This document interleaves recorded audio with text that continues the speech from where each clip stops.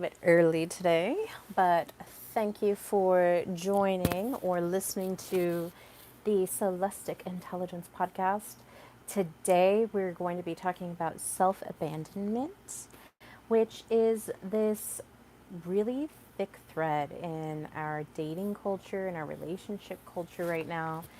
And going to be talking a little bit about what friends with like it used to be friends with benefits, but now there's cute terms like situationships, and also we'll be talking about casual dating, just this in limbo, no direction type of relationship that people tend to find themselves in. So I am your host. This is episode 30, which is pretty crazy. I've been very consistent weekly to provide, really quality content around emotional and social intelligence, and also just helping you to really dive deeper into a little bit more self-awareness. So that's really exciting. I should mention too that Soulestic Soul Maps, the product is available this month only. So if you pay in the month of July, it's only $125. You get a human design reading, gene key reading, and astrology reading. So I look at all of those things, and then I look at, okay, let's arrange this strategically to find out what your strategies are, what your purpose is, what your identity is, and really get you aligned with who you are, and looking at focus areas of, if you have certain energy in your chart that needs inner child healing or anything like that. I give that. I give you those tools to get started on that. So, hi, Jerusha. Welcome, welcome, welcome. Thank you for the like. I'm assuming that came from you. Love you, my sister from another mister. Okay. So this is episode 30. We're going to be talking about self-abandonment, and it does tie into the emotional intelligence of the quadrant of self-awareness and personal power. All right. So let's define friends with benefits. Let's define situationship, right? Let's define casual dating. So casual dating is where you're out dating people and just meeting them, but you're not really wanting any further commitment. So there's no desire for a long-term commitment. Hi, Mandy. And, friends with benefits means that, it's a little bit elevated above that casual dating where now you're in a friends with benefits situation where there still is no commitment, but you guys are sleeping with each other. You're going out on dates together. You're being seen in public together. And so there's no real desire. I know. I can't believe it's the 30th episode. It's so wild. I think that means I'll be pretty like it's weekly, so at the end of the year I should be in the top 50s or 60s. Italy is best. Is that a real bear? It is a real bear. It's gonna attack me.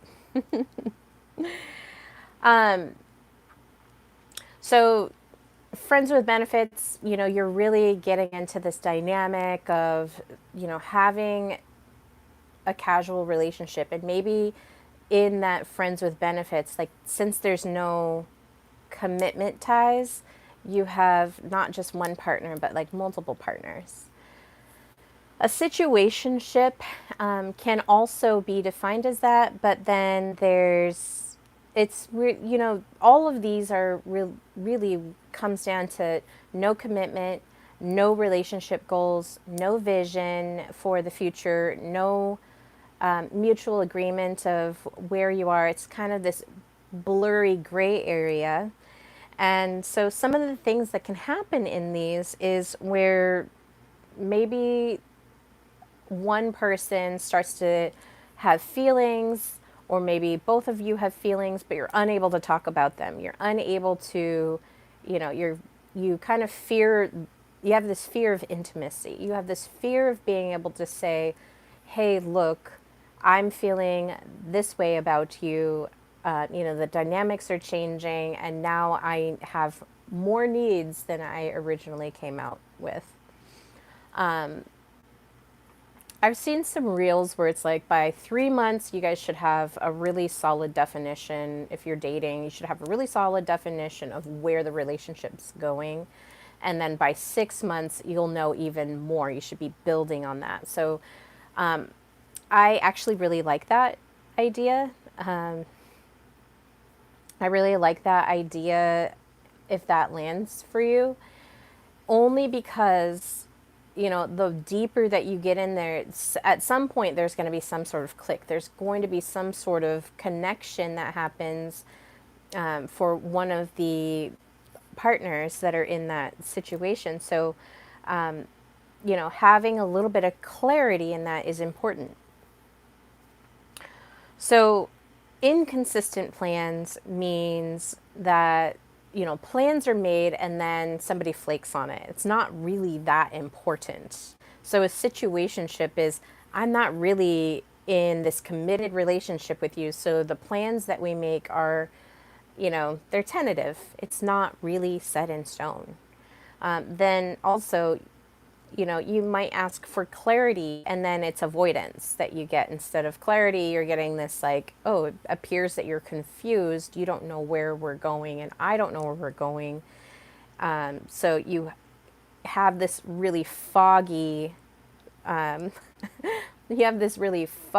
situation rather than having a really clear focus on where it's going. Hi, Mike. Good to see you. There may be in the situationship some deep feelings, but then the follow through just doesn't speak to, maybe there's words and there's a little bit of like sweet talk, but then there's no like action to match that intensity. And so you might hear sweet things from your partner, but then the actions that are being done aren't anchoring it in.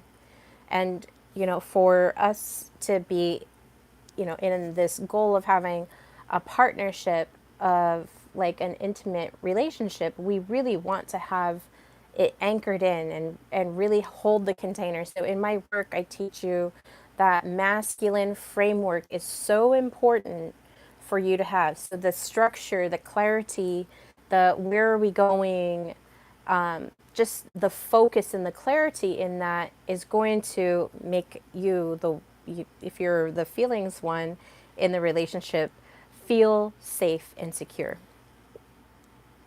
And then maybe there is in the situationship physical and emotional intimacy, but it's not being held in a relational structure.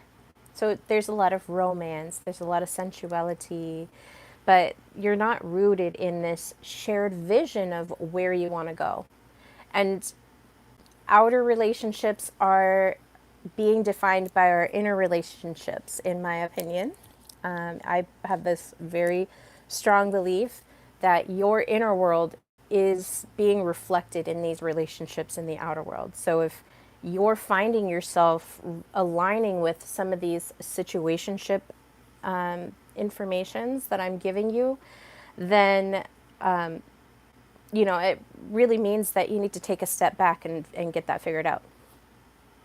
So a situationship often walks and talks like a actual relationship.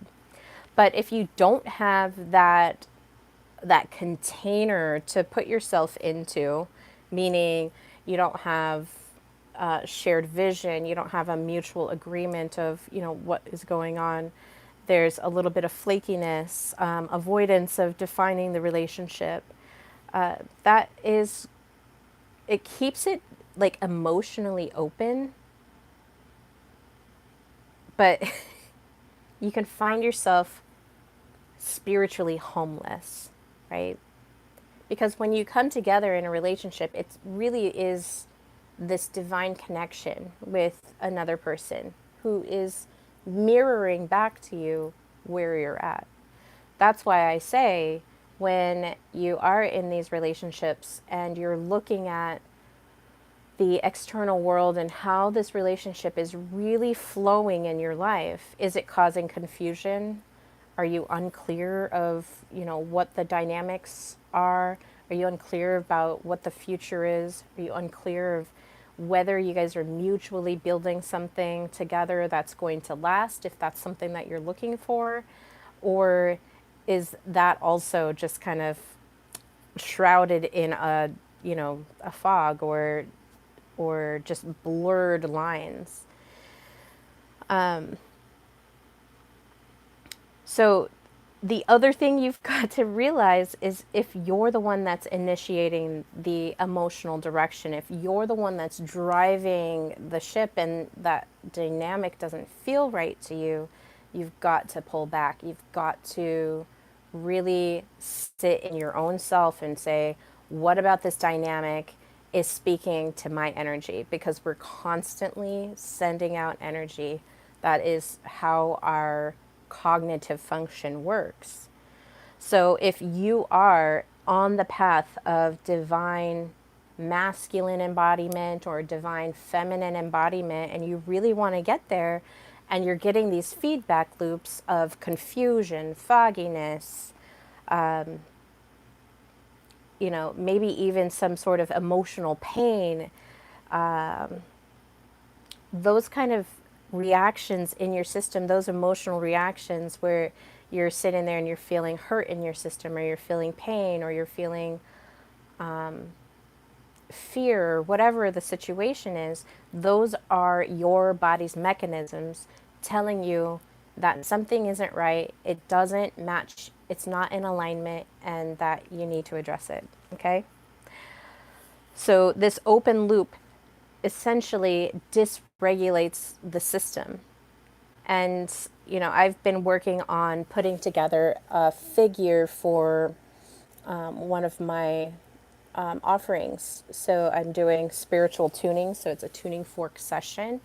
And when you're doing sound healing, you're stimulating your vagus nerve in that. Like, you want to stimulate the vagus nerve. You want to figure out how to get that stimulated to get your body into parasympathetic nervous system state, because that is where regeneration and repair and rest and digest is truly going to be. But if your relationship is causing you these fears and this dysfunction, it's going to activate that fight, flight, freeze, or fawn part of your system, and that's where you're going to start to feel increased heart rates, shallow breathing, maybe even stomach issues where you're just like so sick and you have these stomach issues, or maybe even having brain fog. We'll talk about some of the other things, but that when you're in that, you're not truly present. You're in this like, oh my gosh, what's going to happen? And so if the relationship is causing you to feel insecure or to feel unsafe, where you're like, I have no idea where we're going, and I've asked him where we're going, and he's not replying to me, and avoiding it, and now my nervous system is like filling up with adrenaline and cortisol, that's where you start to have really deep issues with your body. And you want it to be in the relaxed state. You want all of your functions to be at their optimum. So if you're in that survival state, you're in what I call low mode battery, or low power battery mode.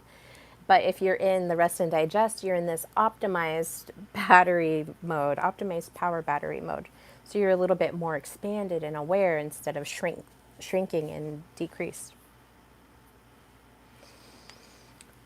One thing I want to say to the women, I hope that doesn't ruin, I just got a phone call. One thing that I want to say to the men and women that may find themselves in this state where they're like, I'm not getting the data from my partner, or the situationship is like becoming more of a situationship, and I want to be very clear that you're not crazy for feeling confused. In fact, feeling confused is the indication that your relationship is out of alignment, okay? It's the indication that your relationship is out of alignment.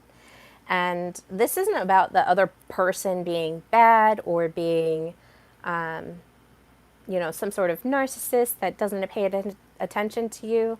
This is truly about you, you know, your needs, and you're simply just misaligning your pacing and your energy and the leadership in your life. And your that confusion is this stimulation that your body is saying, hey, wake up. I don't want to be in this situation. Okay. So I see it constantly where women, I have this women's group that I'm a part of, and there's a huge theme of like, not only do women lack friends, like girlfriends to talk to, but they also find themselves caught up in these long term relationships where it's empty. There's no love, there's no clear direction. It's just they're sitting in fear. And I want to say that you deserve devotion, but it starts with your own inner relationship with yourself.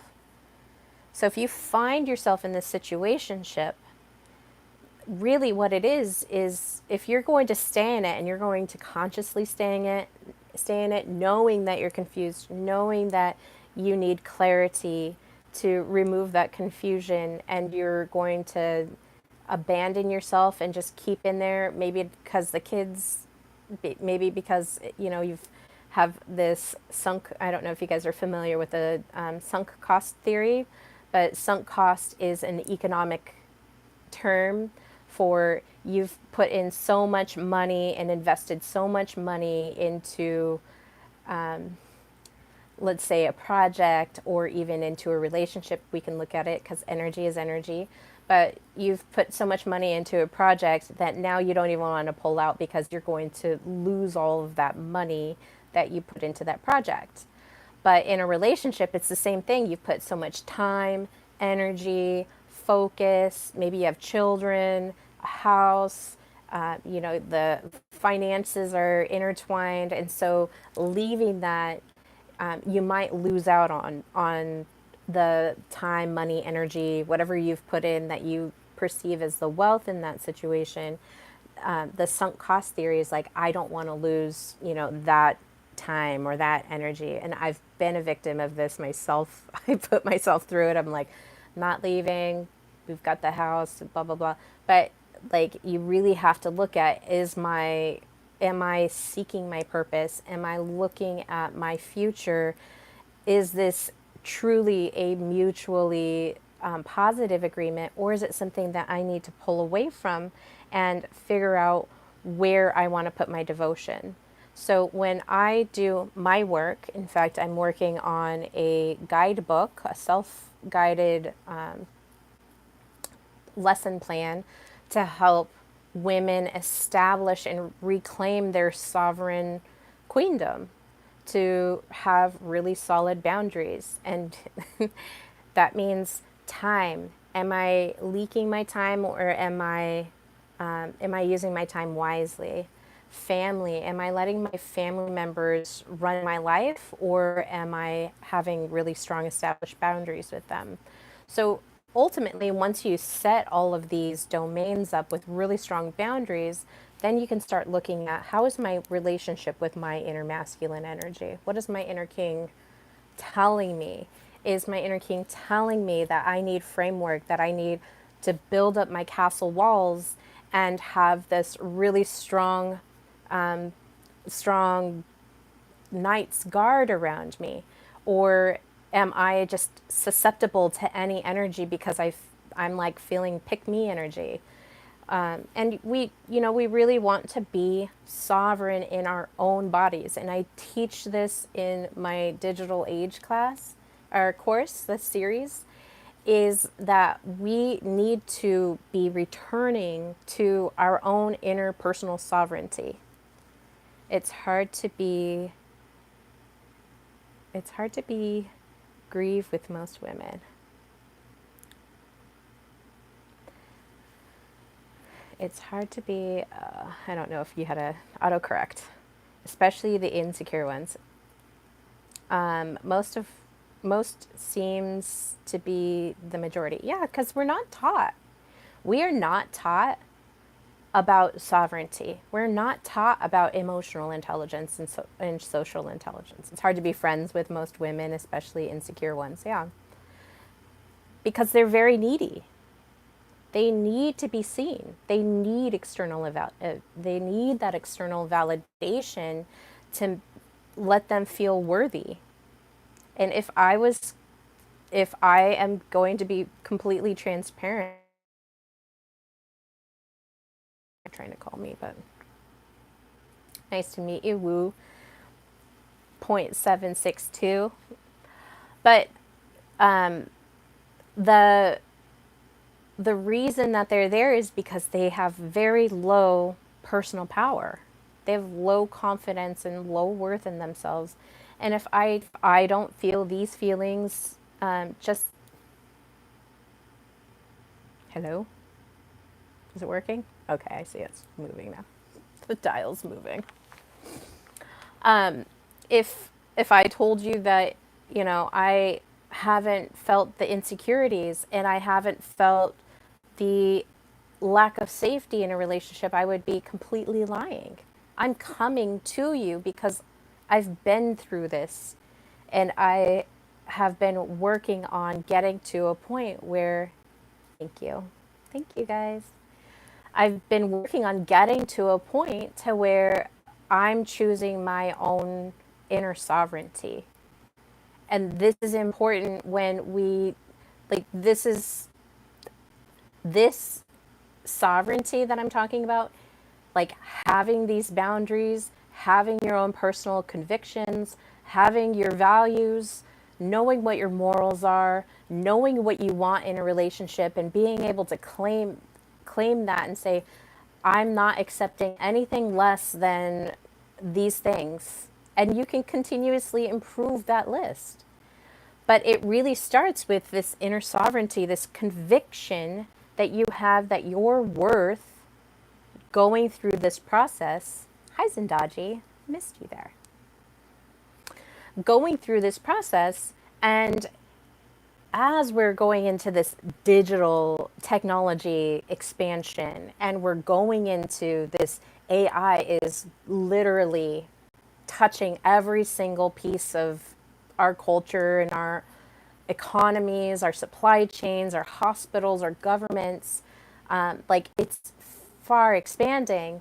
It's going to be so important for you to have your sovereignty with you, that you have a conviction of, you know what, I'm in the world, but I'm not going to be of the world. I'll be in the world. I'm still operating in here, but I'm not giving up my divine connection to plug into this external false spiritual cathedral that is being built. Like, you have to be able to stand up. And it doesn't take a lot of people to stand up against that. It doesn't. It just takes an idea and somebody to say, no, I'm not going to do that, despite what happens to your body. Like, we need strong leadership. And if you don't have conviction, if you don't have self-worth, if you don't have confidence in yourself, we are going to lose out on these really strong leaders that have great ideas and are inspirational and can come up with novel ideas to really overcome these things. Okay. So that's what a situationship is, aside from me getting on my soapbox.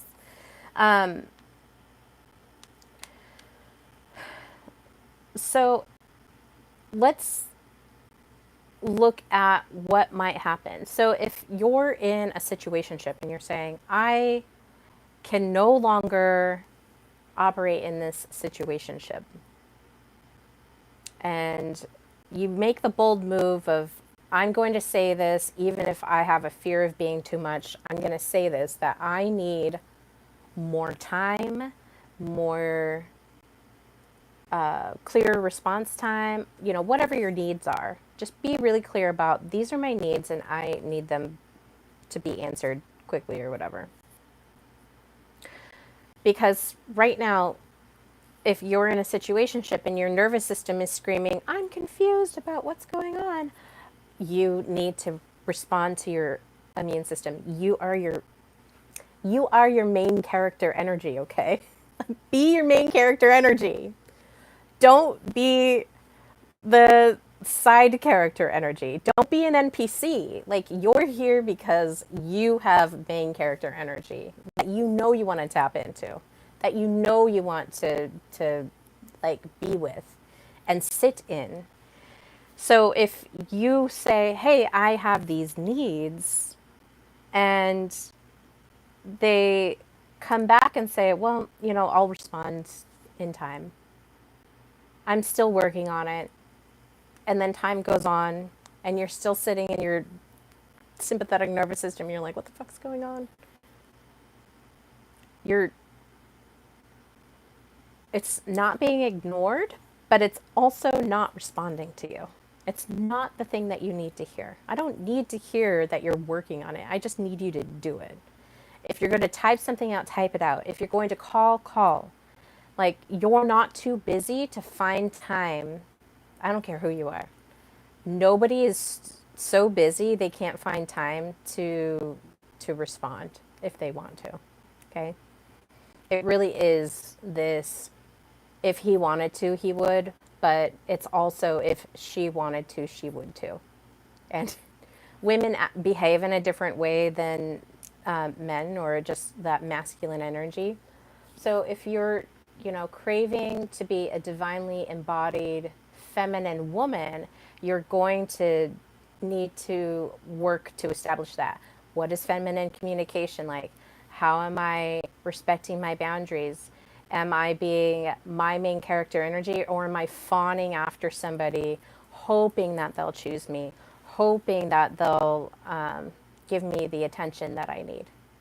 So if you're desiring that, and a lot of women do this, so many women do this, then that's where you in your own self, nobody else can wake you up out of that. I have tons of amazing, beautiful, brilliant friends. I still find myself catching myself into these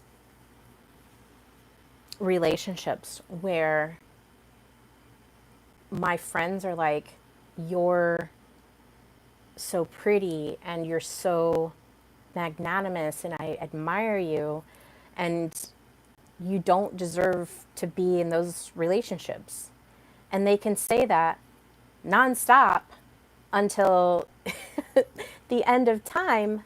However, if I don't see what they're saying, if I'm not hearing like, it really is a hear with your ears. You have to be able to hear what they're saying. If you're in confusion, you're not really going to be able to process it. If your central nervous system is in survival mode, you're not going to be able to process it. Pure and simple. It's not going to happen. It's going to take you recognizing, I've had enough and I'm not going to do that. The time frame of that depends on the person going through it. Do you want to be in your main character energy, or do you want to be kind of puppeted by somebody's lack of main character energy?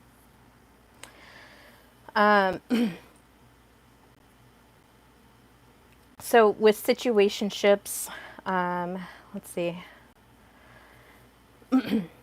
they might think of responding.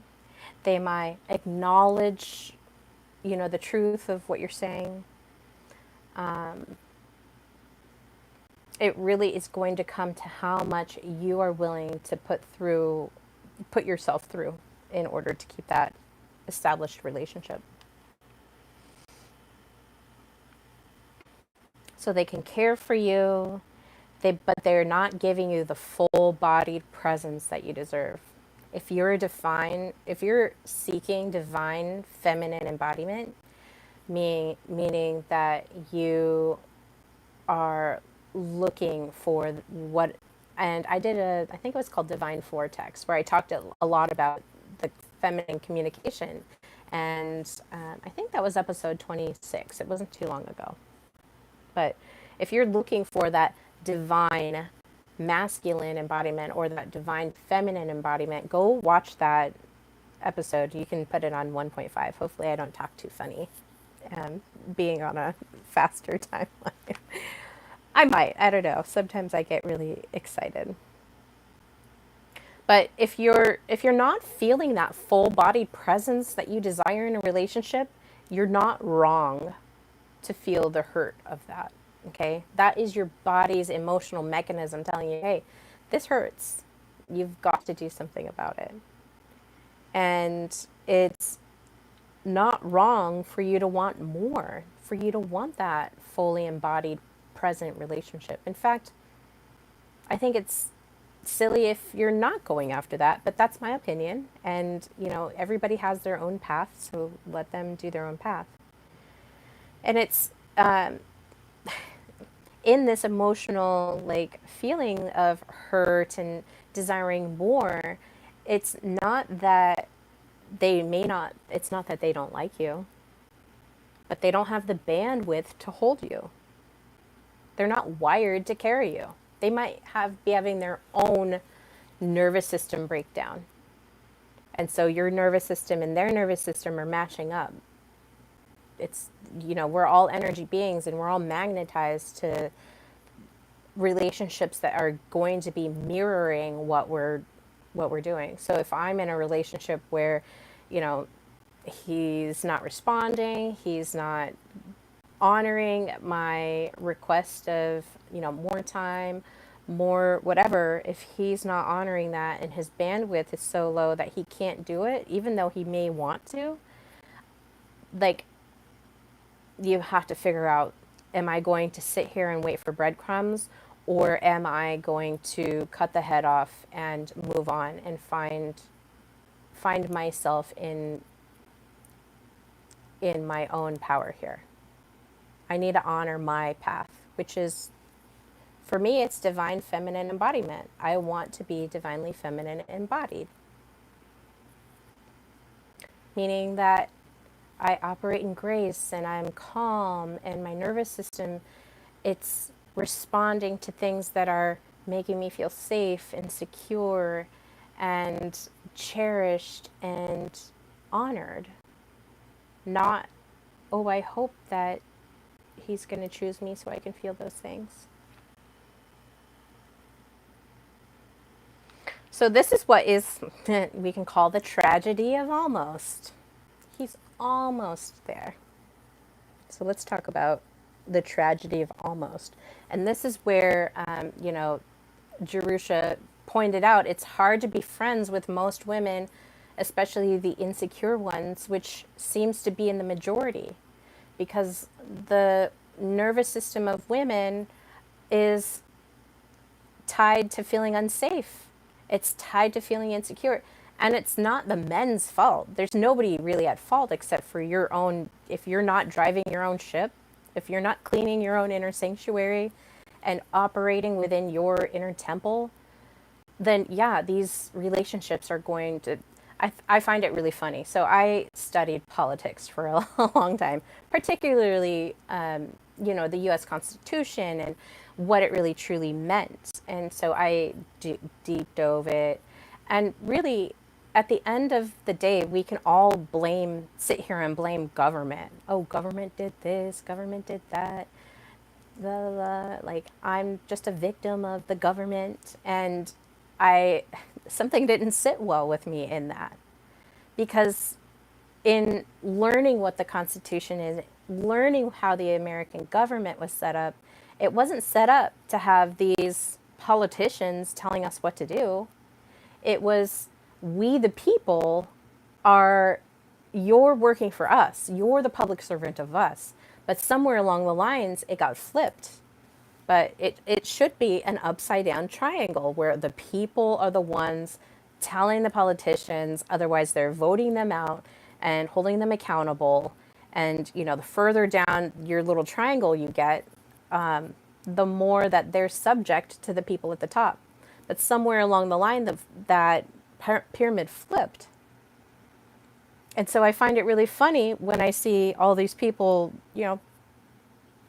going out and telling, like, the president this, the attorney general that, just attacking these people in these positions when they're literally public servants. If you look at prima facie, looking at the US Constitution, looking at how the American government is made up, it was made as a republic where the people are the ones that have this more power and control. The states have more power and control. And then the more you get into your closer knit communities, the more you have control over, what's happening. But somehow the spell has gone out where, no, we're waiting for the president to be our savior. They're going to come in and save us. Never freaking happens. So, when we're looking at that, we're also looking in comparison. So comparing that political socio kind of theory, looking at how that works. Now let's look at the energy. If government means mind control of the people, let's look at how, if women have this really deep thread of being insecure friends and wanting to connect with other women, but they just don't, that's not the other women's fault. It's the women don't have the secure nervous system. We were never taught the emotional and social intelligence that we needed from our parents, from our school systems, from our friend groups. We might have, connections, but how many people have really long-term connections? You can tell a socially intelligent person based on the longevity and number of friends that they have. So for example, me and my oldest best friend, we're 2 years away or a year away or something like that from having a 30-year friendship. Like, we've had a 30-year friendship, never had any friend breakups, none of this like drama or anything like that. And then, my next core friend is 25 years. We've been friends for 25 years in October. And so these core people in my life, that you can tell how strong a person's character is by the friends that they have. And if they're drifting away, it's really just this inner reflection of themselves, of not having that social and emotional intelligence really anchored into their systems. Yes, a republic. Everyone's opinion on long distance relationships. It depends on the relationship. But I'd be curious to hear what the people that are watching, what their opinion of LDRs are. Relationship is a relationship, so you've got to keep watering. It's like a garden. You've got to plant things in it. You've got to water it. You've got to really admire the beauty of what you're building together. And with long distance relationships, you have to have a lot of strong communication of, we're going to have this long distance relationship, and then, at month 3, we'll see where we're at and just have a conversation of, where are we going now? Do we like each other? Do we not like each other? Or are we just tolerating each other? And then at 6 months, you want to have that next conversation. For the most part, men know within, very soon in a relationship, if they're dating a woman, they know if they like her or not. And if he wants to, he will. So it's the insecurities, it's this central nervous system that's shot for most people right now. Most people have a shot nervous system. And I think that this truth is the most, I can't even put into words how big this is and how not enough we're talking about it, because it's not just individual nervous systems. Then you start to combine with a partner, and now you have this these two people that share a nervous system because they're connected now. You know, you're joining together with somebody, now your nervous systems are connected. This could be with friends, it could be with partners, it could be with bosses, it could be with coworkers, like you're building bonds together.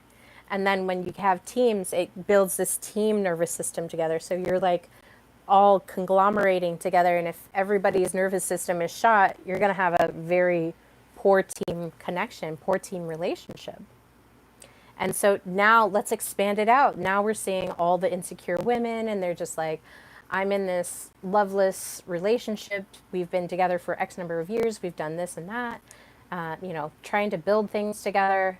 But now I'm feeling I'm left unsatisfied. It's because you didn't have a solid goal. You don't have a mutual agreement that you allowed yourself to be breadcrumbed for, a number of years. And it's acceptable now in our society to be in this situation. So the tragedy of almost is where the women bleed the most. And we'll just kind of cover this on women for right now. But let's look at the tragedy of almost. Okay? It's probably one of the most brutal places a woman can find herself. Okay? This is an emotional space where he almost shows up. He almost chooses you. He almost makes plans. He almost opens his heart. He almost gives you consistency. He almost makes you feel safe. And you'll almost trust him enough to soften completely. And that's what feminine embodiment is. It's this softness. It's magnetism. It's drawing everything in. It's connecting to the divine and being in the unseen realm and being able to come back because now you have hit that anchor that's anchoring you. But it's just shy of what your nervous system truly needs. And your body truly needs to feel chosen. And I'm not placing blame on the men that are falling into these relationships with women who are just settling for almost. It's a tragedy. It's a tragedy. I see women that have a really difficult time leaving these relationships all the time. Myself included. I was in a 10-year relationship and I probably should have ended it in year 3. So I'm not coming at this from a lack of experience or just an observation. I'm coming from experiencing it and moving through that and knowing what I observed and sharing it with you guys. And seeing if current relationships are going down the same pattern. And it's my nervous system telling me, like, you asked for some big effing things, girl. Are you able to hold them? Here's your test. Are you going to settle for almost again? Are you going to stop going after your dreams? Are you going to stop going after your visions?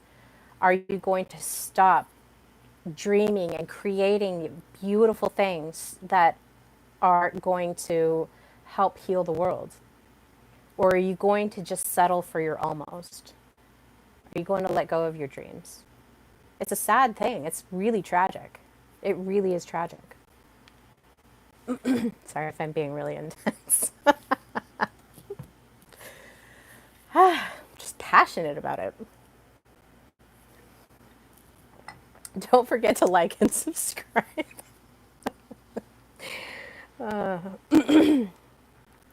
So let's talk about where the women are bleeding when they're doing this. Okay? Now remember, I was talking about the sunken cost theory. So it's where you're putting your energy, where you're putting your time, where you're putting your devotion. You're putting it into these exterior places.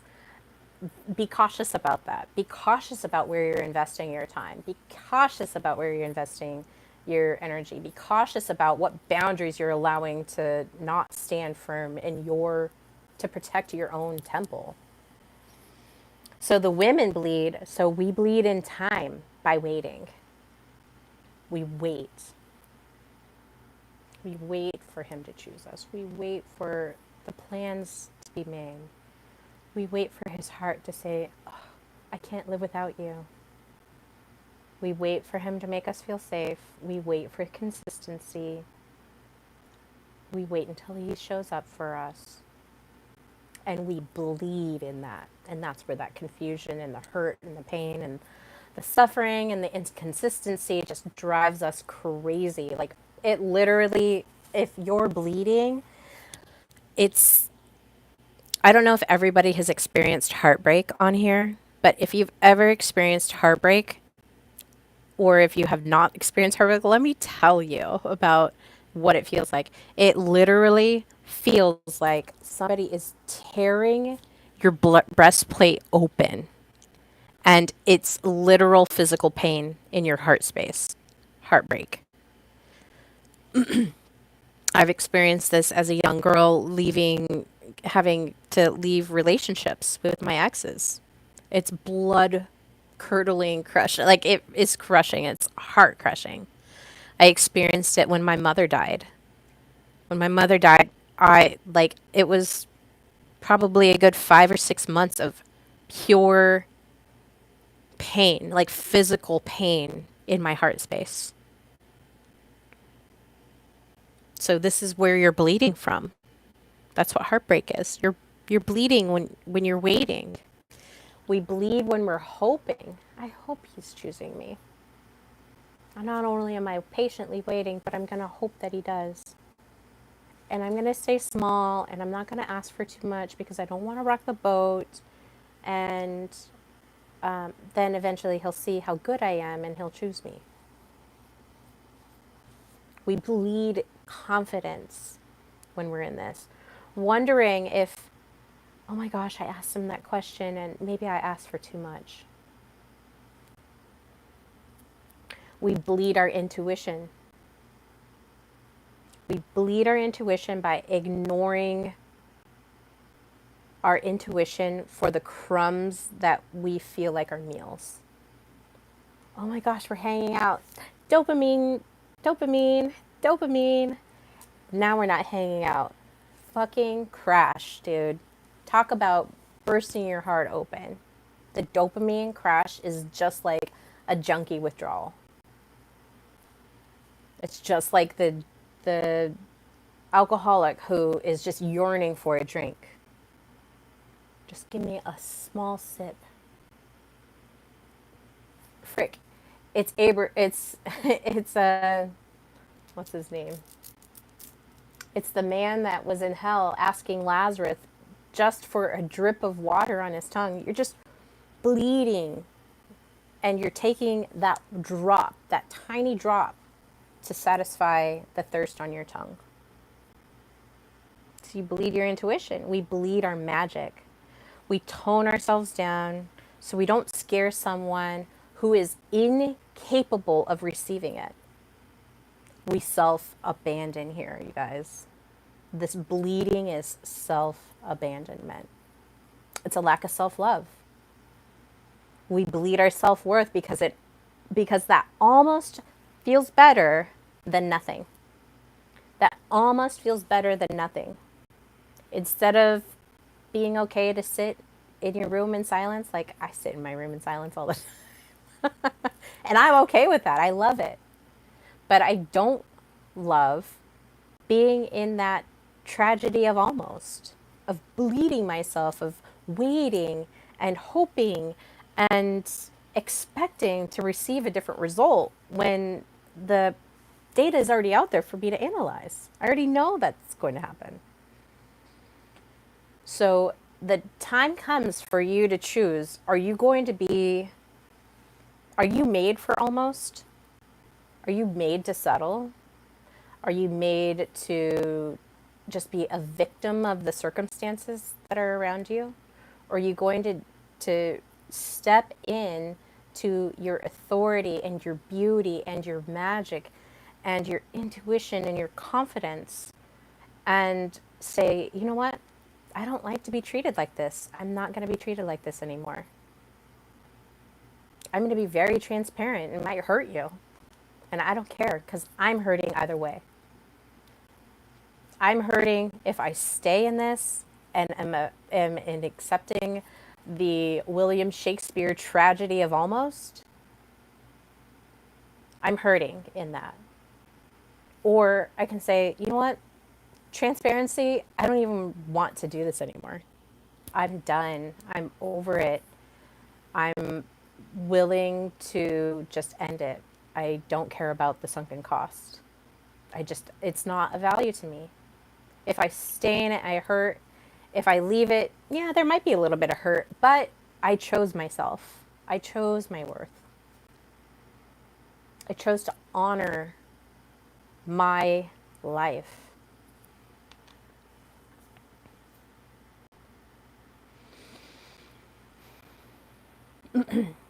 So many women will avoid this. They'll avoid this. Men too. They'll avoid this because they don't want to break the girl's heart. They're a sweet guy. They're nice. But it's not fucking nice to breadcrumb a girl on. That's not nice. It's not nice to make her feel unsafe. It's not nice to contribute to her insecurity. It's not nice. To really have, this is the contract. This is where we're going. Here's the steps that we know that we're making it through. Here's the check-ins that we're going to have. Constantly checking in. We're constantly on the same page. I'm not just fawning for you. I'm choosing you. And from both sides, men and women. So if you stay in it, it feels like heartbreak, right? Ugh. Like your heart is just like pouring out maybe your lungs are popping out. It just feels like a rip in your heart space.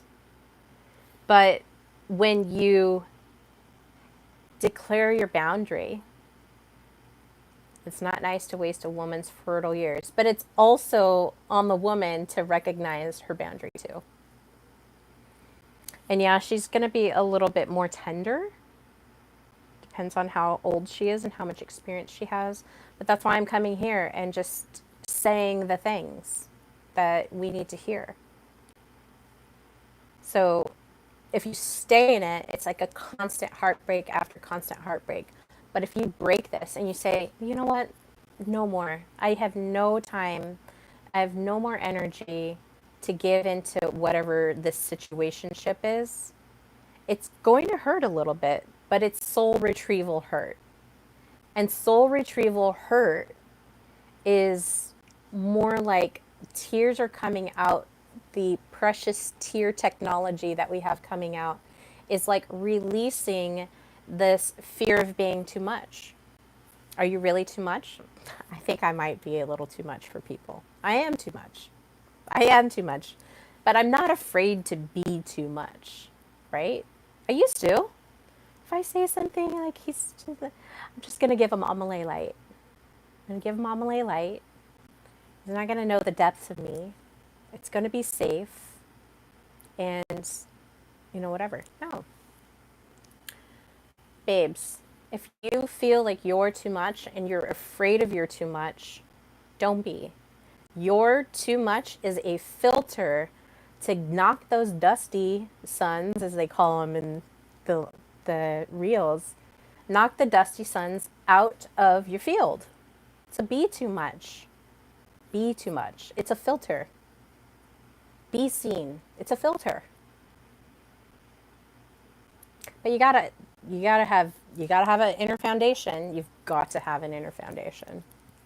You've got to know where you're going. You've got to know, how you work. You've got to be really connected with who you are. So we're looking at a moment that might feel like heartbreak, but it's really a soul retrieval. It's really just this, enough. I'm done. I'm done with those storylines. I'm enough. And now I'm going to keep into my soul. Soul retrieval. So soul retrieval can really, if you're abandoning your soul aligned life, whatever your soul has that you came here to do for, yourself or humanity or for your ancestors, whatever the lessons that you came here. And everybody's unique. Everybody has different lessons. Some of us have similar lessons, but everybody has a unique reason for being here. I know that mine is a collective presence, to really speak into the collective and gather the data and, mince it down and tell you guys, like, this is what's going on with the nervous system. This is what's going on with the insecure woman. This is why dating is, broken. Here's the political truths that I'm seeing. Here's the biblical truths that I'm seeing. Here's how you connect. Here's how you overcome. Here's how you reconnect to your sovereignty. Here's, we don't want to be digitally plugged in all the time. We need to have analog plug-ins to ourselves and to the divine. We need strong leaders. I'm sitting here and I'm telling you the information that I'm gathering from the collective, and I am giving it back in a distilled way. So I'm just piercing through these systems. And relationships are none other than that. So once you do start to really sit in your, like, what you will accept and not accept. Once you have this really nice boundary, then if you've been bleeding out, we talked about our bleeds, right? The bleeding time, hope, intuition, confidence, and self-worth. If you're bleeding that out, once you say no more, that sacred no, which is a great technology that we have, we can say no, we can not consent to that anymore. Then you can start to seal up the places that you've bled. You can seal up your self-worth. You can seal up your confidence. You can seal up, your dreams, and really just start rebuilding that. And once that gets sealed, nobody gets in unless they're ready to build temples with you. I am 41. Nobody gets to come into your inner temple, because now you have boundaries. You're like, nope, sorry, I'm not here for that. Nope, sorry. I've made sacred vows that I only expect this or more. It's this or nothing. You don't want to offer tents to these people so that they can sit outside of your energy fields and suck off of you. They're not doing you any service. We're here building temples. We're here building our own inner cathedrals here.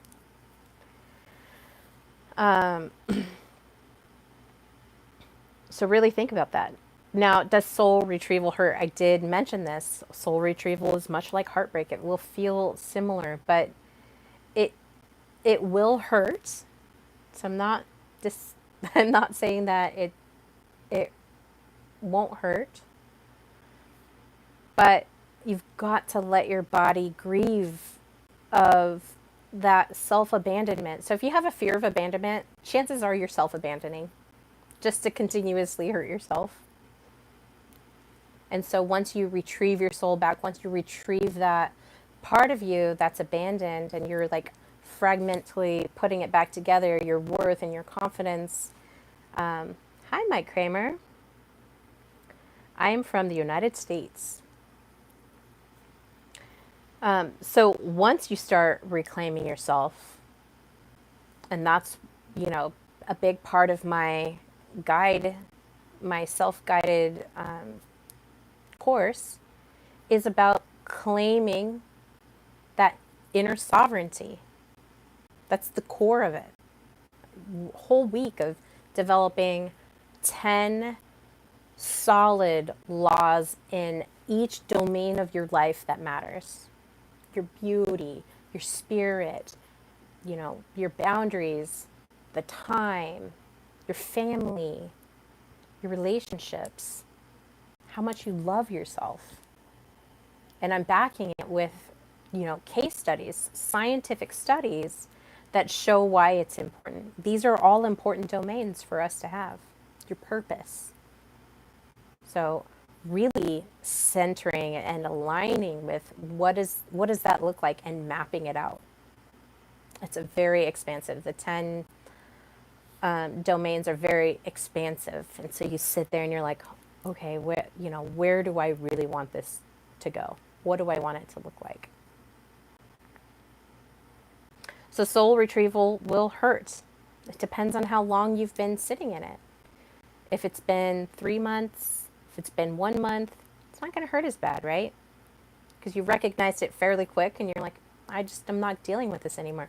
But once you get to a year, 2 years, 10 years, 20 years, where you've been living outside of your alignment, outside of your purpose, that's when it can hurt even more, because you've been so dissociated from your soul that bringing it back together is going to feel painful. There's going to be, like if you ever see people reuniting with loved ones that have been serving overseas, they'll be reunited and they're crying. They're crying because the reconnection of that loved one and the missing of them, like they have to cry out those tears of, when they were gone, when they were missing from their lives.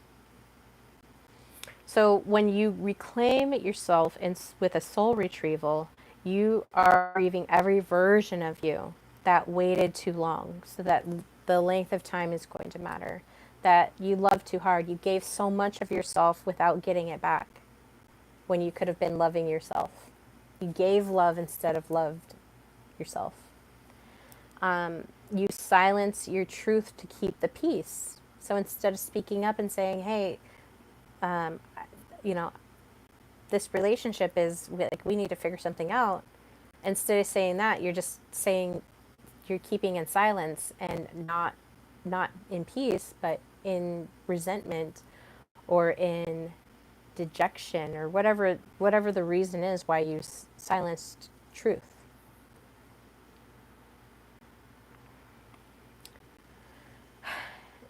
You are grieving of every version of you that made excuses for somebody else's lack. So somebody else's lack, somebody else's nervous system is in a certain way, somebody else's idea of what a relationship is going to be is in a certain type of way, and you made excuses for it by saying, oh, here, I can hope that he's going to make a change. I can hope that he's going to choose me. But if he's not choosing, he's just not there. And maybe even a version of you gave a certain level of this really intense goddess-like love because you wanted them to choose you. But they didn't have that container, that bowl to hold you. So you're like giving love away, you're giving your energy away, but there's nothing to put it in. So it just like spills all over the floor. So it's painful because you're pulling pieces of yourself out when you never even should have gave those pieces away. Pulling yourself out of these places. And this can happen from parental rejection, can happen from parental neglect. It can happen from parental abandonment. Our bodies process it all the same. Fear of rejection, fear of abandonment. Our bodies are processing that the same. Our nervous system doesn't know the difference between the fear of abandonment in a parent relationship, or the fear of abandonment in a partnership, the fear of abandonment in your friendships. And that's where the insecurities are coming from. So the aches that you feel are these sacred aches of where you're going to be feeling yourself again. So it's pain because you're going through a rebirthing process, basically.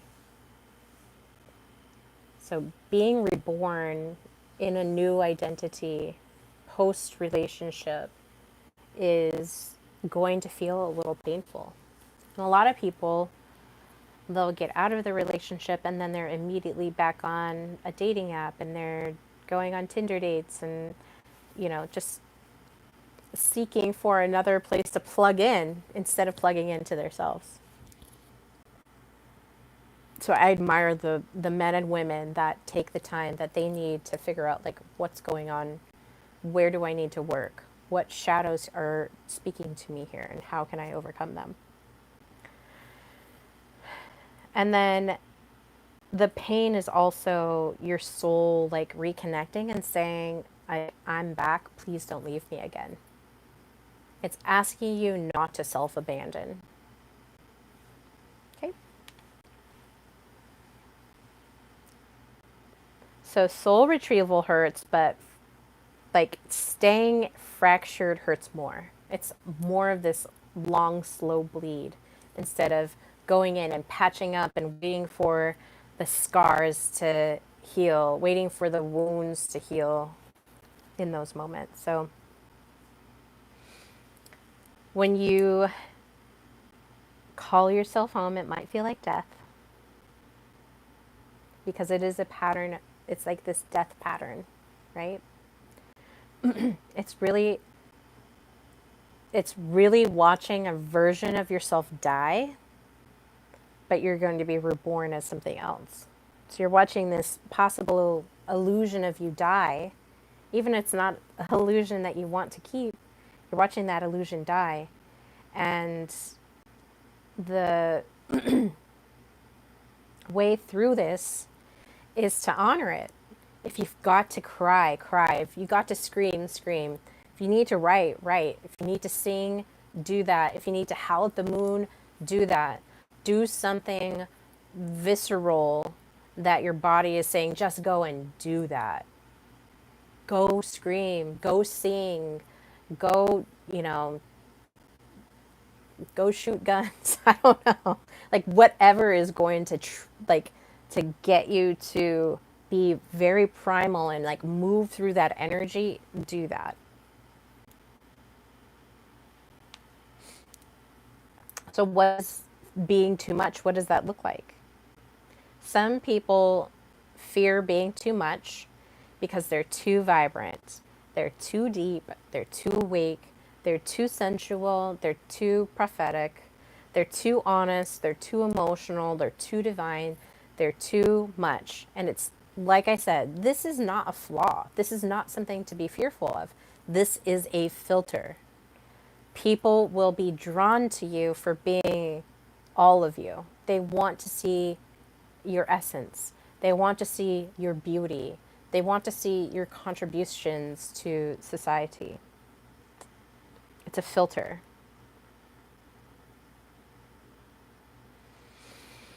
So when you start to think that you're too much, what you're really brushing up against is the edge of someone else's capacity. And it's not the truth of what your worth is. It's their own capacity can only hold so much, and they can't hold all of you. Some people want to stand in the light. They want to be there. But they don't want to stand in the light enough to see their own shadows. They don't want to turn around and see their shadows. They don't want to deal with it. I remember I was getting to know one of my coworkers at a job that I had. And I'd been doing quite a bit of shadow work. And we were sitting there and I was, I'm a chatter. I like talking. I like talking about the things that I'm going through and just explaining, like, whatever. But I was like, yeah, I've been doing a lot of shadow work. And she was like, oh my gosh, I just got a chill running through my body when you said that. She wasn't ready to face her own shadows. So hearing me talk about it sent a shudder through her system. She's like, oh my gosh. So people want light enough to like keep their hands warm, but they don't want to like sit there and look at their shadows. And what are shadows? Shadows are like the coping mechanisms that we use in our life to like keep going. It's these fear pieces in our systems of, I'm afraid of being seen as too much. I'm afraid of um, I'm afraid of being abandoned. Um,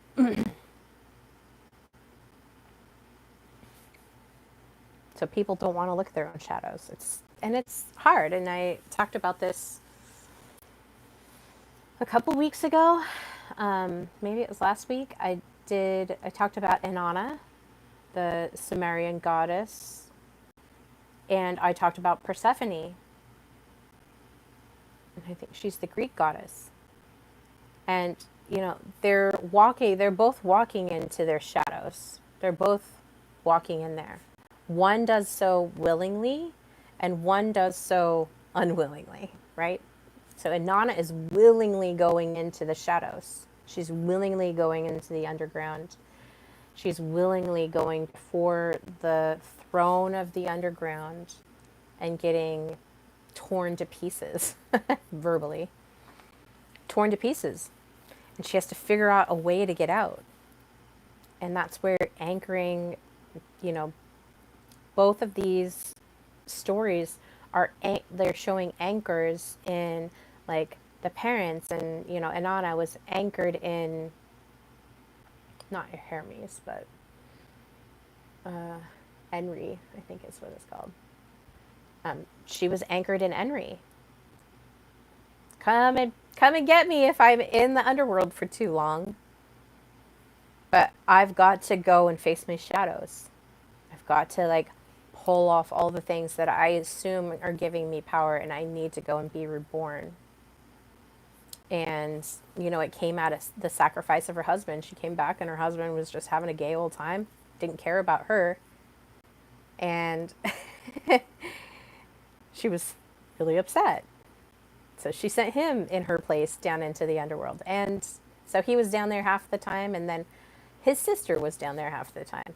She's like, they're taking my place, and they're going to share the responsibility. Some people crave love, but the only kind that doesn't demand presence, it doesn't demand integrity, and it doesn't demand growth. It doesn't demand building something together. So you can crave love, but if you have to be present in it, if you have to have integrity in it, if you have to have growth in it, it's like, I prefer the situationship where we don't have to deal with those kind of things.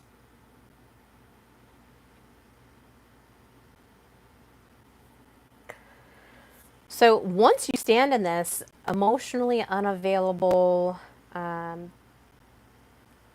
breadcrumb givers, the avoidantly attached, so they want the attachments, but they don't want the responsibility of those attachments, are the ones that kind of say, let's keep it casual. And you will be too much for those people.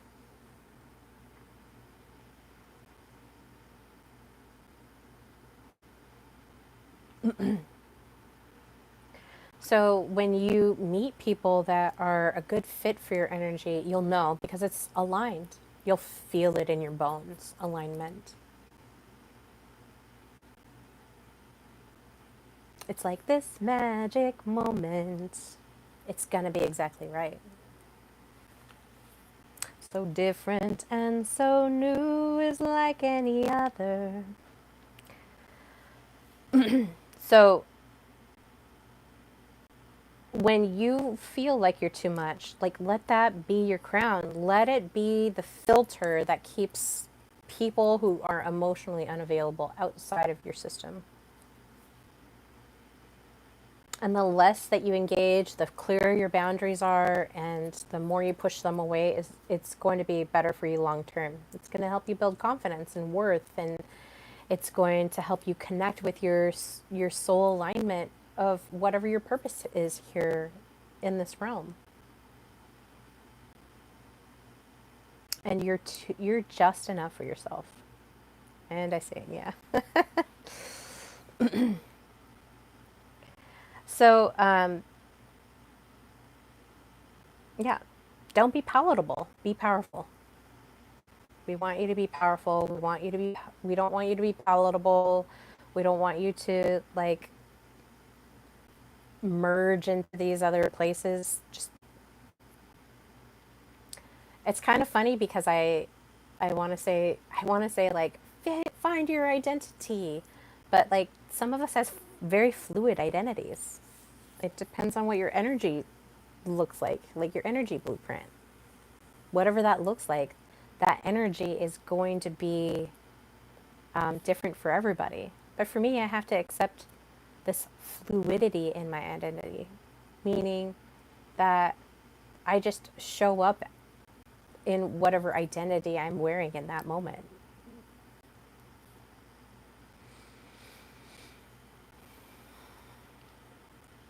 So once you start to reclaim yourself, once you start to do these soul retrievals, you're going to be feeling love of yourself again. You're not going to be, you know, sitting in that self abandonment. You're going to be sitting in your self love. And there's no, I'm fine in this. I feel fantastic. I feel alive again. I feel connected and I feel brilliant and free.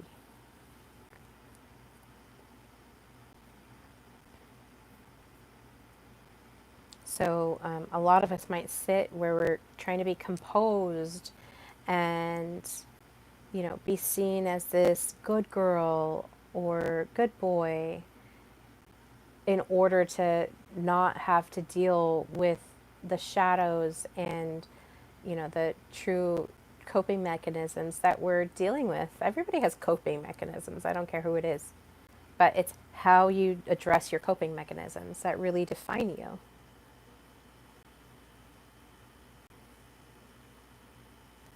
And we all want to be high vibe souls out here. Okay. I thought I had more notes. Hold on one second.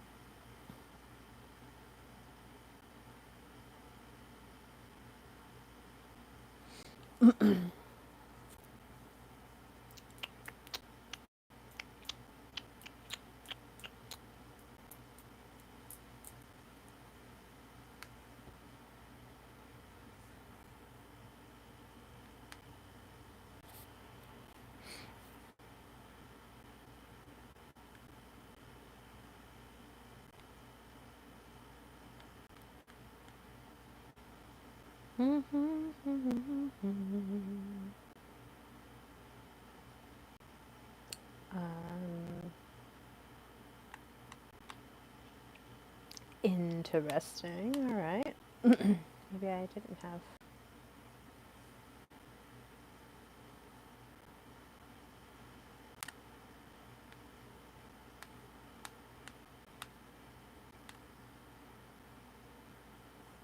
I mean, we've gone. It's over an hour. I could probably end it. It's 12 right now.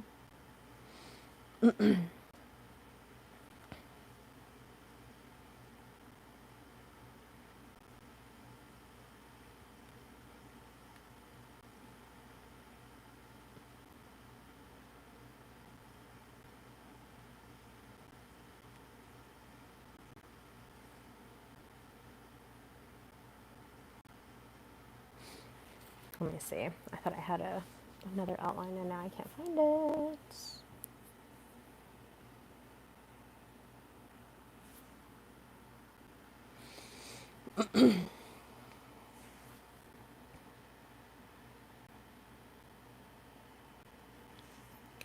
Let's see. All right. Well, I am going to continue with my outline. So it's going to be a little bit more brief, but I do want to talk about some of the coping mechanisms and be really clear about that. So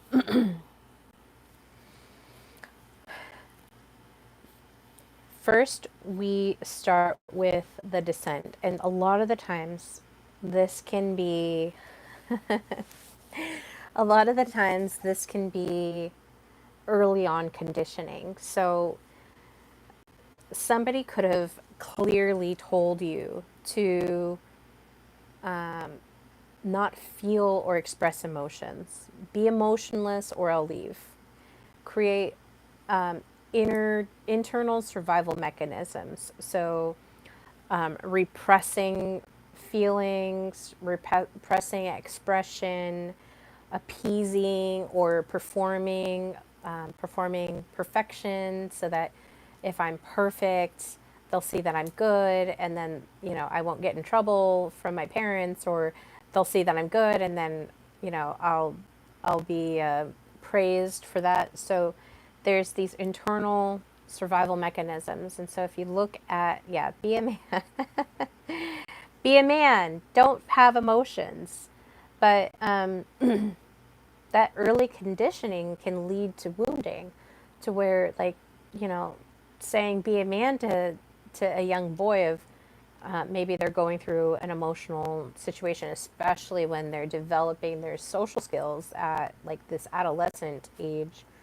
and they start crying, and they've repressed their crying so much that now it's this huge big burst of anger and resentment and all that stuff. Not honoring their emotions when they're feeling that and say, stop crying, be a man, get over it, is going to cause some really deep conditioning where they don't feel safe in expressing their feelings. And this is true for men and for women. Like, if you have this conditioning where it's like, if you do this, then I'm going to leave you. If you do this, then you're in trouble. If you do this, then whatever the punishment is, instead of creating this safe space. I don't really like to say safe space, but instead of creating this safe environment, that sharing your feelings, sharing your emotions, and learning how to regulate them is a lot more important. So remember early on when I said there's a lot of men and women out there that have not learned emotional or social intelligence in their lives because of this early conditioning, where if you cry or make a sound, people are going to look and you need to be unseen. There's a lot of there's a lot of phrases that came out of the 80s, 90s, and maybe even earlier on, is I brought you into this world, I can take you out. So you listen to me, otherwise you're going to be killed. Basically, our brains don't recognize that, but it recognizes the fear. Oh my gosh, if I'm seen or heard, or if I step out of line, I'm going to die. That's a fear mechanism that parents used to train their kids. And our brains, it doesn't matter if we're older or younger, especially when we're younger, our prefrontal cortex doesn't know any different. It's still growing, it's still doing its thing. So when you hear it, you're like, oh my gosh, if I do that, I'm gonna die by my parent's hand, or whomever is saying it. Maybe it's a guardian. So we've got that early conditioning, and then so the primary strategy with that wound is emotional suppression will lead to feeling safe only when I'm invisible, only when I'm agreeable, only when it's non-threatening. So you'll feel safe. Of course you will. That's what our nervous systems are telling us. When you're in a sympathetic nervous system state, your nervous system is basically shutting down to its smallest, the smallest it can be, so that it's invisible and or it's agreeable. It's like coming across the bear. There's two situations that you can do with a bear. Everyone tells you to play dead. That is a good metaphor for emotional suppression. Play dead. Shut your nervous system down. Suppress the emotion. Suppress that emotion system. And that's the only way you're going to feel safe. And we've all been trained to do that. So one is I've put you in this world, I can take you out. I heard that several times from my mother. Even though when I got older, we kind of joked about it, but it still was a story that sat in there. What are some other ones? I know that one of my boyfriends was like, be emotionless or I'm leaving. Be emotionless or I'm leaving. And that triggered my emotional suppression. Oh my gosh. All those times that my mom was saying, I put you in this world, I could take you out. Now, if my partner abandons me, then I'm going to die. I'm going to be left to figure it out. Which, funny enough, I probably would have been able to, but I didn't know that in the time. Like, my nervous system was telling me something different. And then you're also looking at the energetic patterns.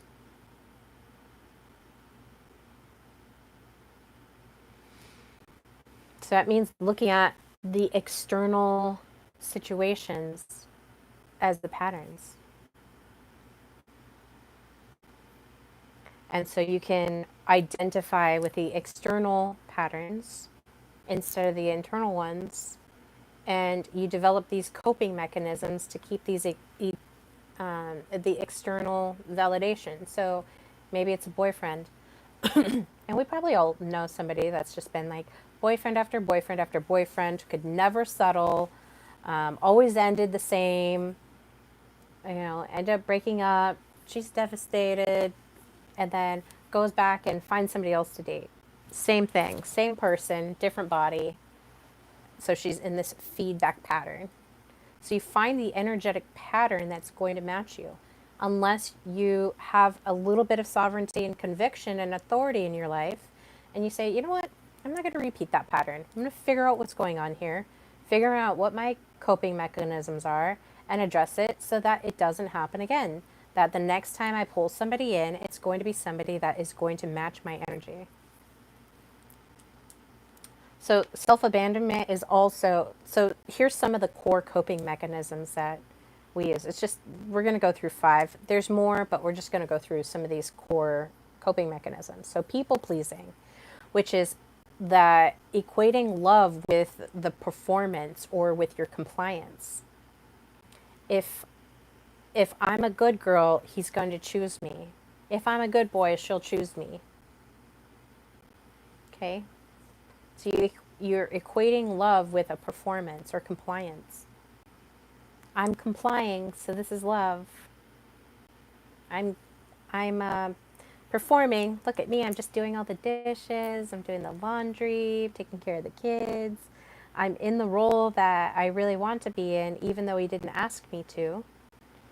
But because he's seeing how good I am and how good I am at being this beautiful, feminine, embodied woman, or so I think, that's love.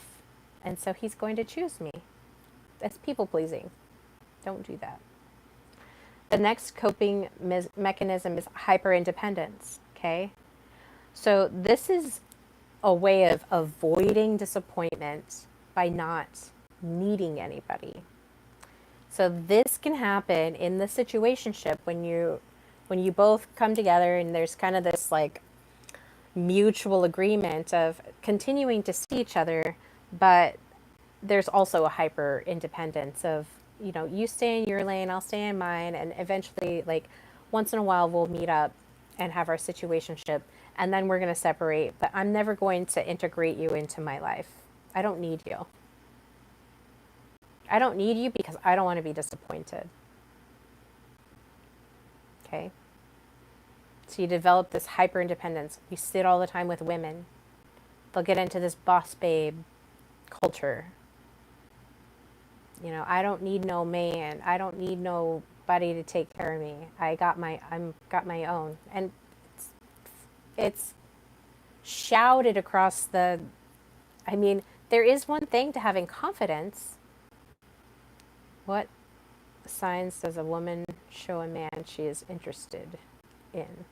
Question for you. What signs does a woman show she is interested in, like in a man?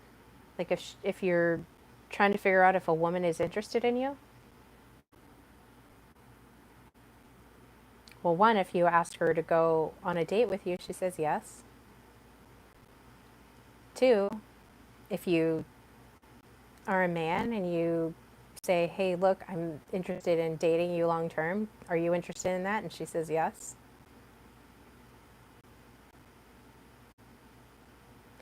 I think the hardest thing for men in this dating culture is asking for a date and then fearing rejection.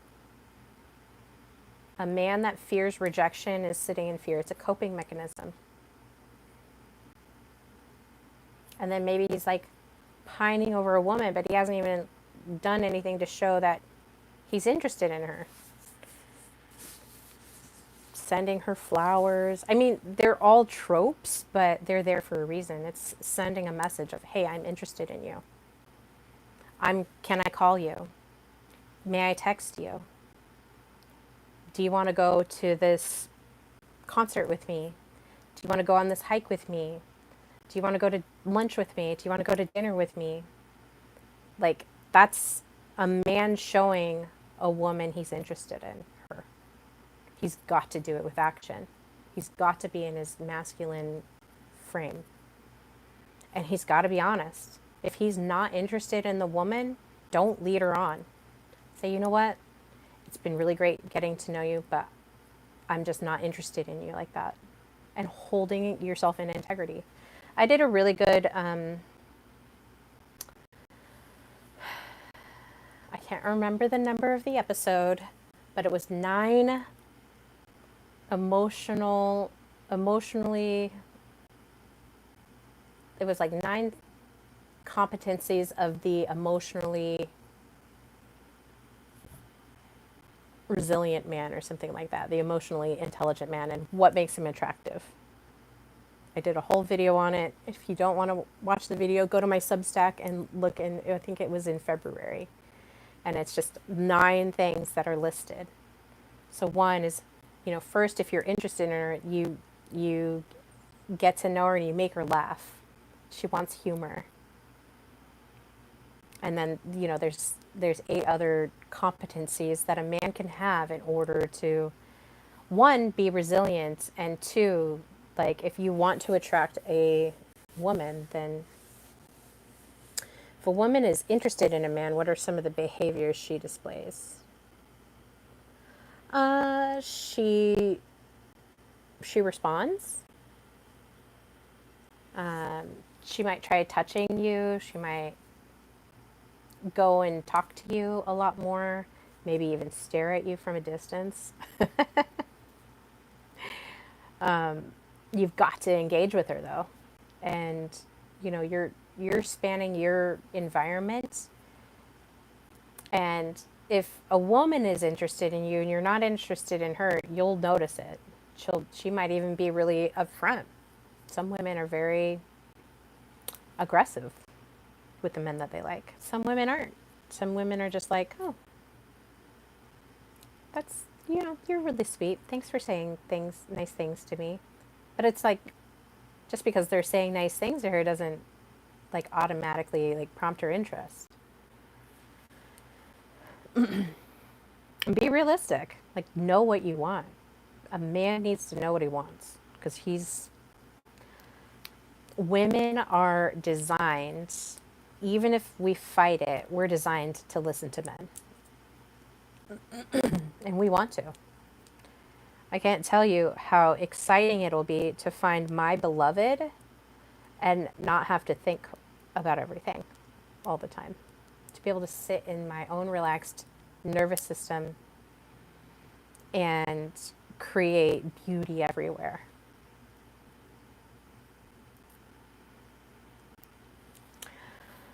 All right, so the next one is the other core coping mechanism. So moving past hyperdependence, emotional numbness, not knowing what you feel until the dam breaks. So emotional numbness might show up as anger, it might show up as tears, it might show up as pain, but it just erupts like the dam is broke. Oh my gosh, I didn't say my thing, at the time that I really should have said it. And now all of this time it's just the resentment is just building up and building up and building up, and I never addressed it, and now I'm just going to erupt angrily, tears, whatever the mechanism is of your eruption, and whatever your energy is. Some people can hold it on a lot. Hi, Victor. Thanks for joining. And then so that's a coping mechanism. Instead of like addressing it in the moment, you just like let it build up. Then the other coping mechanism is fantasy bonding. And a lot of us do this. So we create these deep emotional attachments, or we create this vision of connection before they're actually fully grounded into reality.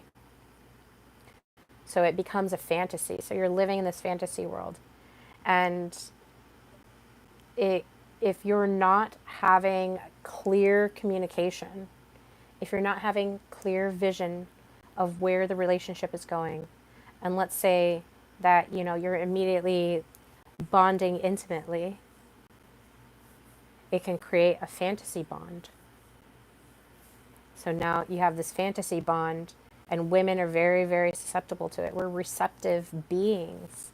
So when we're receiving what we feel is deep emotional attachment, and we're thinking this is deep emotional attachment, it might not be. It might just be a fantasy. Like we're just role playing right now. There's no fully grounded into what our reality is. We're kind of faking it until we make it, and it just doesn't work. It doesn't work. It's a coping mechanism.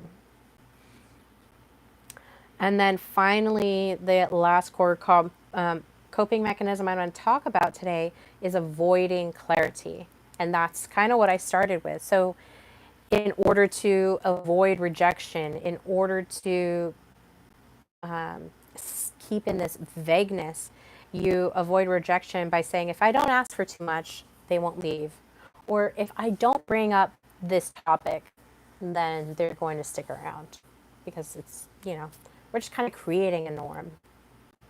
There's this mutual agreement, even though we haven't talked about it. It's a mutual agreement. So I don't have to be clear about what our direction is. I don't have to think about where the direction is going. I'm just going to be staying in my vagueness. So think about men and women. Think about if you want to be in that.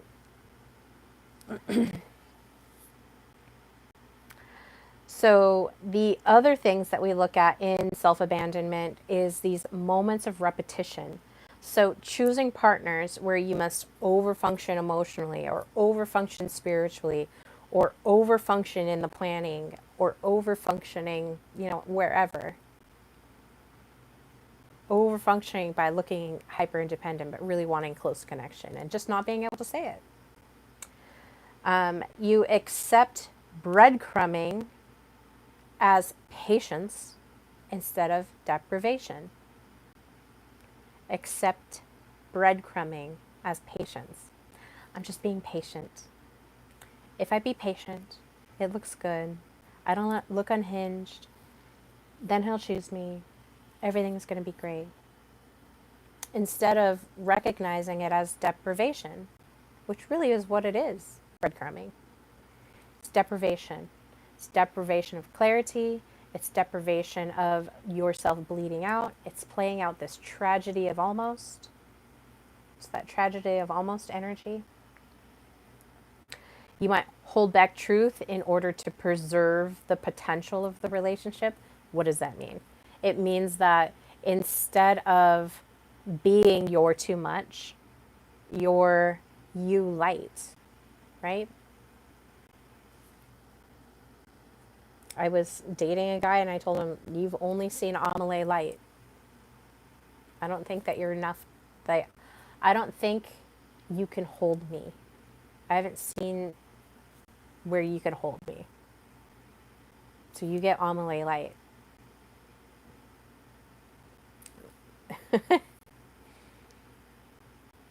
And he kind of liked it, but it wasn't enough to hold me. So I had to say, I gotta go. I'm not here for this. So holding back the truth to preserve potential. So instead of being Amelie too much, it would be Amelie light. And then finally, feeling euphoric highs and the painful crashes. So remember what I was talking about with the dopamine cycle. So you go and you visit with your situationship or your friends with benefits, or you go on these casual dates and you link together and you're in physical connection, and your dopamine from all of that just goes through the roof, and you're just like in this ecstasy. And then like the intimate moment is over, you guys are parted ways, and now you're in your own, both of your hyper independent situations. And then you have the dopamine crash. The dopamine crash comes in, and it freaking hurts. Like I said, it's this heartbreak after heartbreak after heartbreak. So you keep on, but you keep on repeating it. You keep on chasing the dragon. It's no different. Our minds don't recognize this as any different from doing drugs, drinking alcohol, overworking, getting promotions, losing gambling. It's all dopamine hits. And then after the dopamine hit, you get the withdrawal. Our brains don't even recognize if it's gambling, if it's a relationship, if it's, these substances that you're taking that, are making you feel euphoric. After the euphoria, you go into this, you plunge into the darkness until your body is back to recovered and in a stable condition. So you got to think about, do I want to continue down that receptive path? Do I want to keep doing that? Am I going to endure this? Am I going to patiently endure this pain cycle? So signs you're abandoning yourself, or maybe you've already just kind of been abandoned, is you stop asking for what you need. So instead of stepping up and saying, I need this, you stop asking for it because it's going to be seen as too much. You silence your anger. So instead of saying, when you make plans and then you flake off on those plans, it hurts me, you just sit in silence from it. So then you fantasize instead of looking at the facts. So you get into these deep emotional attachments. You get into these feelings of connection. I feel like we're connected. Oh, he gave me a gift. Oh, he got me earrings. Oh, he kind of peppers these little things. But really, that's like breadcrumbing. So you fantasize it. You're like, oh no, I met his parents. Oh no, I met his children. But that's beyond that. We're not integrating. And then you make excuses for behavior that clearly hurts you. So, oh, he forgot to call. He said he was going to call and he forgot to call. He probably had something else going on. I'm just going to make that excuse for his behavior, even though I am hurt by the fact that he didn't follow through. I'm a good boy. We don't need good boys. We need solid men. And or some other signs are you sense that you're too much, but in sensing that you're too much, you shrink according to whatever that sense of too much is. Okay. So as we're reclaiming ourselves, and in my self-guided workbook that I'm working on, it really is like declaring these proclamations of these 10 domains and saying, I don't have time, space, or energy to settle for anything less than this. But as we're reclaiming, we have to embody anger as something sacred. So, anger is a feeling that we get, and it's a pretty common one. But I'll say, like, in my good girl energy, I'm not like expressing my anger. I had a boyfriend that told me, if you express your emotions, I'm leaving you.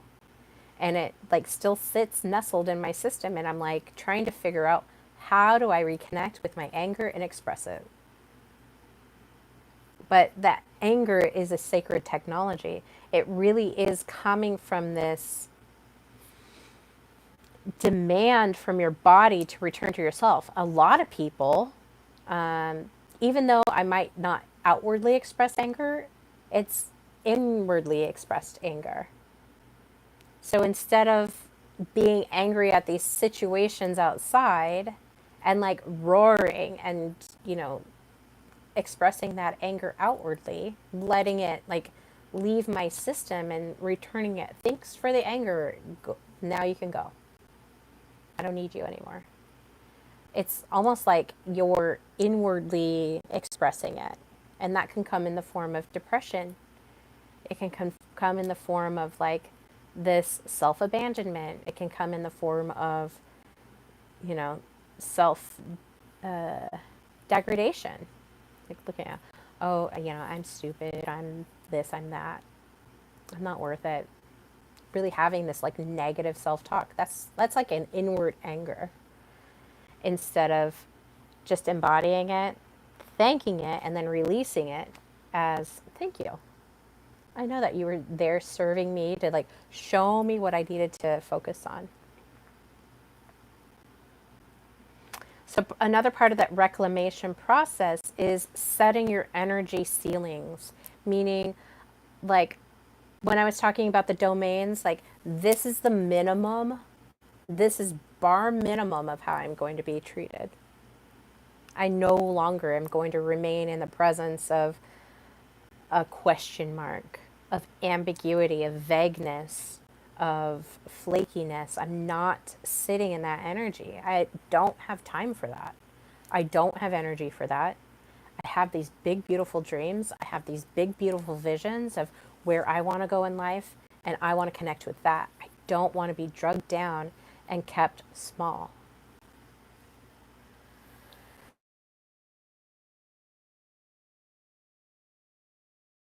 The next thing is creating these rituals of return. So doing daily check-ins, seeing where you're at in the time of day. So where am I today? What are my needs today? What is my body needing? And how can I express that? And then another part of the reclamation process is practice boundaried expression. So remember when I was saying like each of your domains should have a really strong boundary, but the other boundary is like feel the emotion, process the emotion, and then share the emotion. And this is where feminine communication comes in. I really enjoy. Sorry.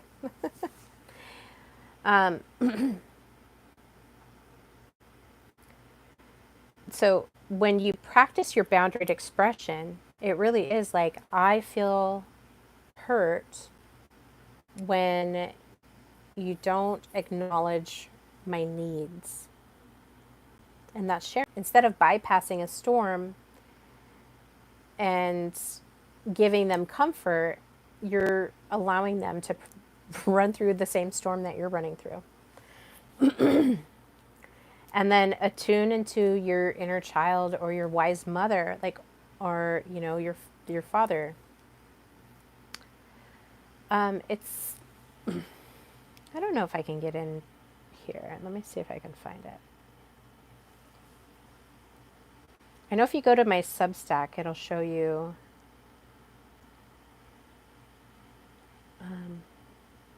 It'll show you the article that I did.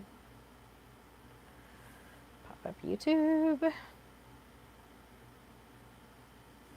And let me just finish out my last one. So when we're reparenting ourselves, sometimes we do have to come through, especially if the core of whatever we're holding that's keeping us small and lacking expression, whatever that is, we want to attune to our inner parent and really have that solid reparenting with that abandoned self.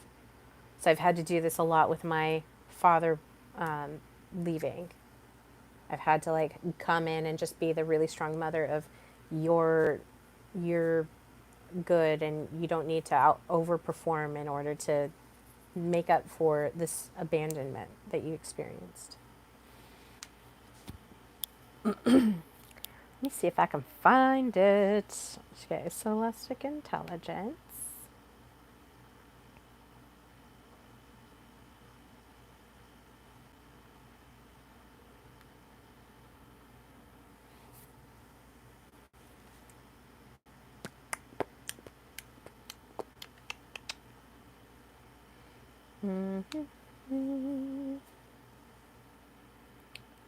Podcast. Oh, playlist probably.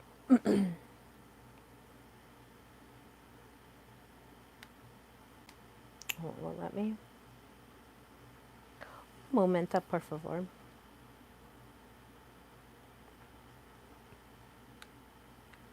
There we go.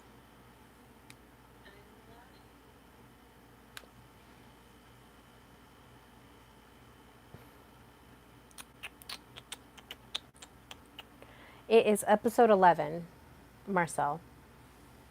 So episode 11 is 9 emotional competencies of the attractive man. And it's 1 hour, 20 minutes, and it goes over the 9 identified emotional competencies of what makes a man attractive to a woman. And the behavior that she displays is going to be responding in kind to your energy, wanting to be around your field. So an aggressive woman might just come up and say it outwardly, whereas a not so aggressive woman may not do that. So, but I've been going for almost 2 hours, and I do have another stream that I'm doing this evening on the digital identity. So if you guys want to catch me, that starts at 4 p.m. Pacific time, and it is part of my Digital Age series. If you guys are here watching, please make sure to like and subscribe to my channel. This is episode 30 of the Soulestic Intelligence podcast. And I do want to make mention of I am doing Soul Maps right now. It is on special for the month of July for $125. You get a full comprehensive report of your human design, gene key, astrology, and then also a 30 to 40 minute energy session with me where we talk about the things that popped up in your chart, and then we identify places for you to target to have the most purpose, the most direction in your life, and to see like how your identity really fits into all of that. Because really nestling into our energy, knowing what our strategies are, and being able to perform those and highlight our gifts and talents, and then clean up some energy in our shadow selves is super important to personal growth. And my big passion is having personal mastery in my own life, and so I want to share that energy with you. If that sounds like something you are interested in, please go to the Buy Me a Coffee. It's sitting there in one of the products. I think it's the only product sitting in my Buy Me a Coffee. And then, or you can message me at Amelie, Amelie, at soulesticintelligence.com. But I hope that you guys have a wonderful day, and I will chat with you later. Cheers.